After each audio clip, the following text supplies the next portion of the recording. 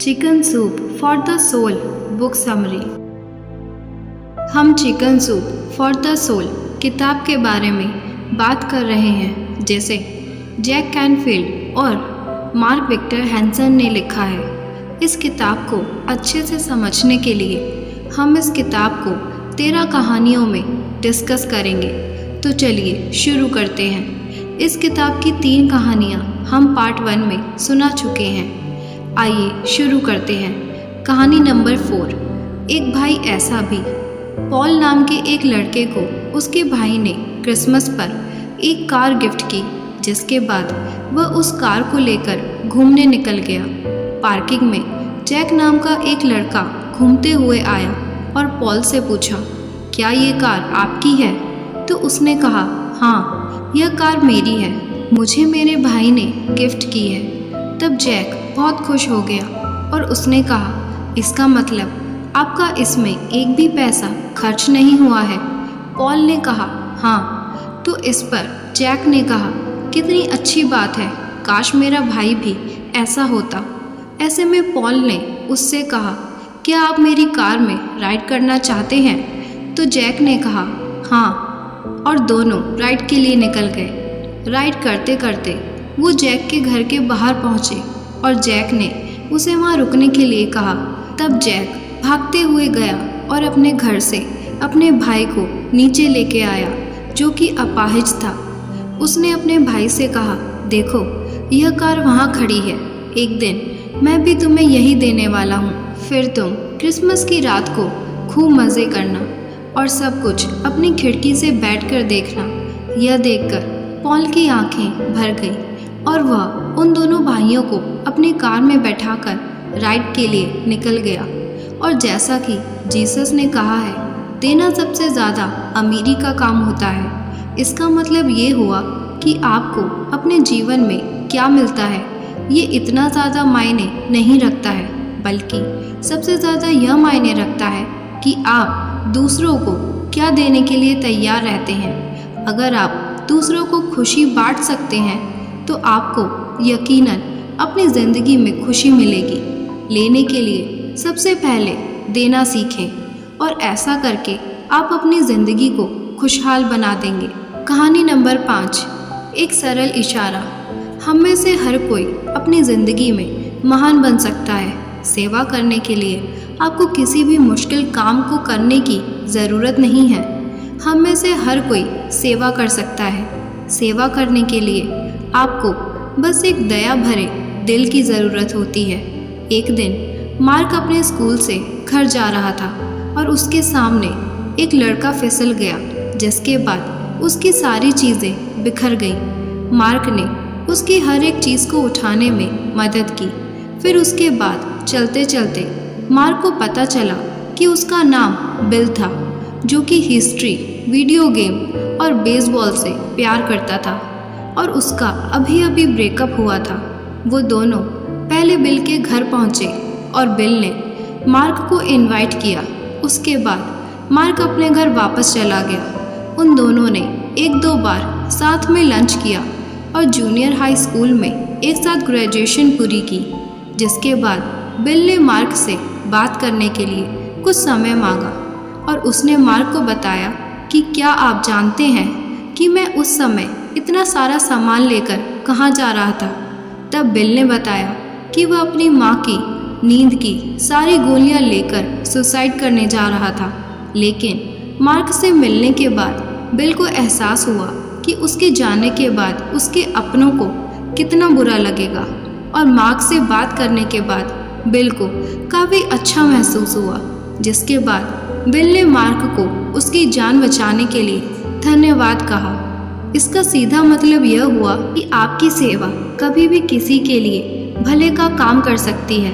आपको इस बात का अंदाज़ा भी नहीं हो सकता कि आपकी छोटी सी कोशिश दूसरों की ज़िंदगी में कितना बड़ा बदलाव ला सकती है। इसलिए कभी भी सेवा करने से पीछे ना हटें। जितना ज़्यादा पॉसिबल हो सके लोगों की सेवा करने पर ध्यान दें। कहानी नंबर 6, मुस्कुराहट। हमेशा मुस्कुराते रहें, यह आपको प्यार बढ़ाने में मदद करता है। एक पायलट था, उसने कहा, कि उसे दुश्मन ने पकड़ लिया और जेल की कोठरी में डाल दिया है। उसे यकीन था कि उसके जेलर ने उसके खराब बर्ताव के कारण उसे अगले दिन मारने का आदेश दिया है। उसे कैद कर लिया गया था और वो घबरा गया था। फिर वो अपनी जेब में हाथ टटोलने लगा। तब उसे अपनी जेब में एक सिगरेट मिली, लेकिन उसे माचिस नहीं मिली। तो इस पर उसने मुस्कुराते हुए जेलर से कहा, क्या आपके पास माचिस है? तो वो जेलर उसके पास आया और उसकी सिगरेट को जलाया, जिसके बाद दोनों एक दूसरे की आंखों में देखकर मुस्कुराते रहे। फिर दोनों आपस में बातें करने लगे और अपने परिवार की तस्वीरें दिखाने लगे। इसके बाद उसने कहा कि मुझे डर है, इसके बाद मैं अपने परिवार को दोबारा नहीं देख पाऊंगा। और ऐसा सुनने के बाद दोनों की आंखों में आंसू भर गए, जिसके बाद जेलर ने उसकी सेल को खोल दिया और पीछे के रास्ते से ले जाकर उसे शहर का रास्ता दिखा दिया और वह भी बिना कुछ कहे शहर की ओर लौट गया। मतलब सिर्फ एक छोटी सी मुस्कान ने उसकी जान बचा ली। कहानी नंबर 7, सबसे कोमल आवश्यकता। हम में से ज़्यादातर लोग काली बिल्ली के रास्ता काटने को बुरा सिग्नल मानते हैं। आपने अक्सर महसूस किया होगा कि लोग काली बिल्ली के रास्ता काटने पर रुक जाते हैं और उस रास्ते से गुजरना बंद कर देते हैं। वह तब तक इंतज़ार करते हैं जब तक कोई और उस रास्ते को पार नहीं कर लेता है।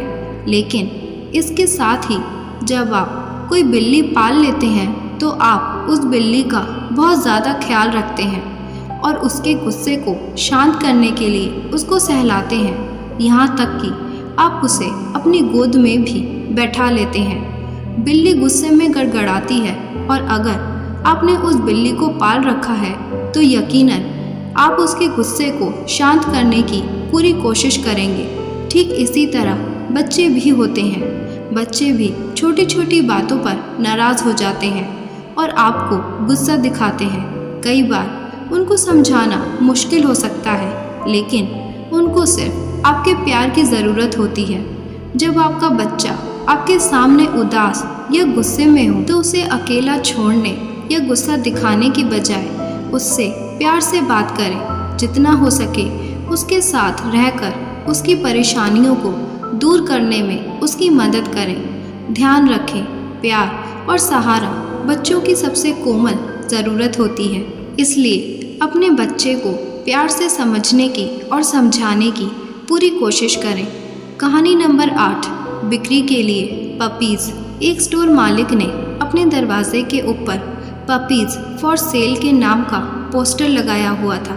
यह बच्चों को उन पपीज़ की तरफ अट्रैक्ट करने का सबसे आसान तरीका था, जिसको देखकर एक बच्चा उनके पास गया और पूछा कि आप इन पपीज़ को कितने रुपए में बेचने जा रहे हैं। मालिक ने जवाब दिया, $30 से $50 में। छोटे बच्चे ने अपनी जेब से $2.37 निकाले और उससे कहा, क्या मैं पपी को देख सकता हूँ? इस पर स्टोर का मालिक मुस्कुराया और उसने पपीज़ को बाहर बुलाया, जिनमें से एक पपी बहुत धीरे चल रहा था। उस बच्चे ने उस पपी को तुरंत बाहर निकाला और पूछा कि इस पपी को क्या हो गया है, जिस पर स्टोर मालिक ने बताया कि उस पपी के पास हिप सॉकेट नहीं है, जिसकी वजह से वह पपी हमेशा लंगड़ा ही रहेगा। जिसके बाद उस बच्चे ने कहा कि मैं इसी पपी को खरीदना चाहता हूँ, जिस पर स्टोर मालिक ने कहा कि आप इसे खरीदो मत, मैं इस पपी को आपको ऐसे ही दे देता हूँ। तब उस बच्चे ने कहा कि बिल्कुल नहीं, मैं इस पपी की पूरी कीमत चुकाऊंगा, क्योंकि इस पपी की कीमत भी बाकी पपीज़ की कीमत के बराबर है। उस बच्चे ने कहा कि मैं आपको $2.37 और $5 हर महीने दूंगा। दुकान के मालिक ने उससे पूछा कि क्या आप सच में इस पपी को खरीदना चाहेंगे? ये बाकी पपीज़ की तरह कभी भी तेज़ नहीं दौड़ पाएगा। तब उस बच्चे ने अपनी पैंट को ऊपर उठाया और अपने नकली पैर को दिखाकर कहा, कोई बात नहीं, मैं भी तेज़ नहीं दौड़ सकता हूँ, कोई तो होगा जो मुझे समझ सकेगा। इस कहानी का सीधा मतलब यह हुआ कि आपकी कमी या डिसेबिलिटी आपकी कमज़ोरी बिल्कुल नहीं होती है। आपकी किसी भी डिसेबिलिटी के होने से आपकी कीमत कम नहीं हो जाती है। आपकी एबिलिटी की कीमत हमेशा सबसे ज़्यादा होती है।